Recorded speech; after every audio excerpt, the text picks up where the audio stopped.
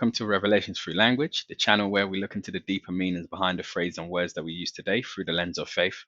Come with me as we embark on a journey to discover the truth. Hi all, welcome back to the channel. Welcome to another episode and another revelation. So as always, thank you for joining me. Hope you're all doing well. Don't forget to like, share and subscribe to the videos. So I've had a few people once again commenting that they haven't been able to see the video. So sometimes it comes up on YouTube, sometimes it doesn't. So a good way to spreading the message is making sure that you like and subscribe to the channel where you can, and then leave your comments or your thoughts on my revelations as always anyway. So today's revelation will be a follow-on from last week's episode on humility, and humility being the greatest virtue of all. So if you watched the last episode, you would know that I left with the quote that's on the screen at the moment, or the Bible verse that's on the screen, about the greatest among you will be your servant. For those who exalt themselves will be humbled, and those who humble themselves will be exalted. And the greatest amongst you being a reference to Jesus Christ himself.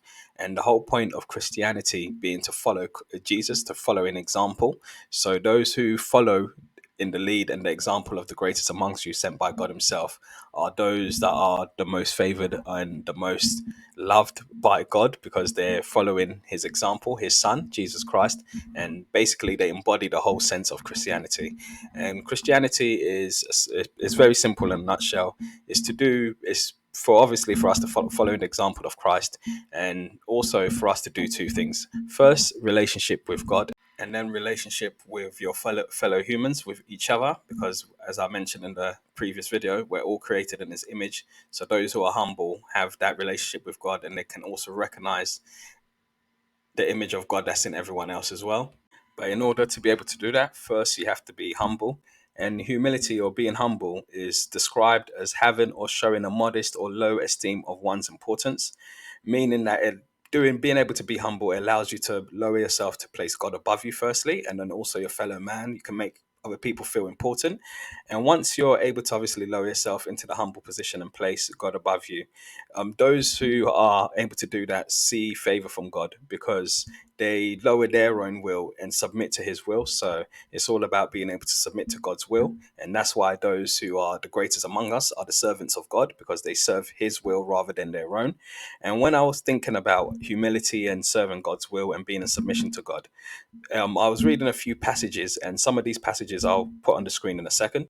But when I was reading them, I noticed a theme, and there was a few words that came to me that I started working around. And the passages in question are 1 Peter 5, verse 6, which says, "Humble yourselves, therefore, under the mighty hand of God, so that at the proper time he may exalt you." And also, another one that I was reading was Psalm 147, verse 6, which reads, "The Lord lifts up the humble, he casts the wicked to the ground."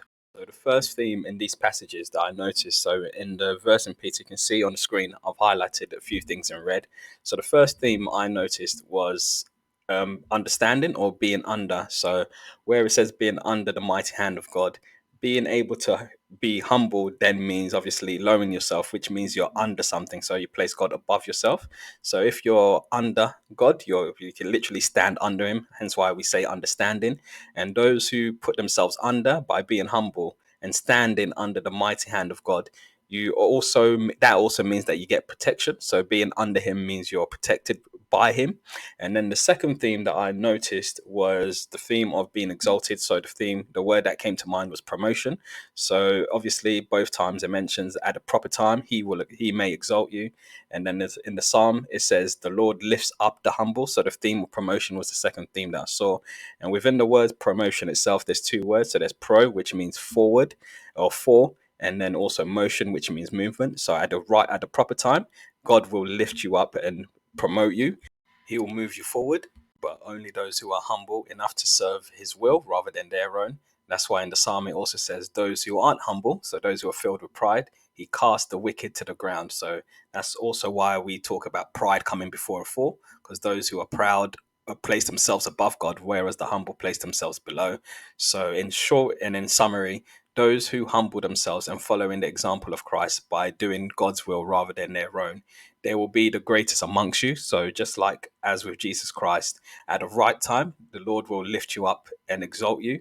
and you also get his protection as part of serving his will and being under his mighty hand. And as well as protection and promotion or being exalted, you will also be given purpose. And that's why humility is the greatest virtue of all. And those who are truly humble and truly Christians will have favor in the eyes of the Lord, as well as favor in the eyes of their fellow man, because we're all created in the image of God. Thank you for watching. Hope you enjoyed the video. Don't forget to like, share, subscribe, and comment. In the meantime, check out some of my other deep dives. Until the next one, God bless.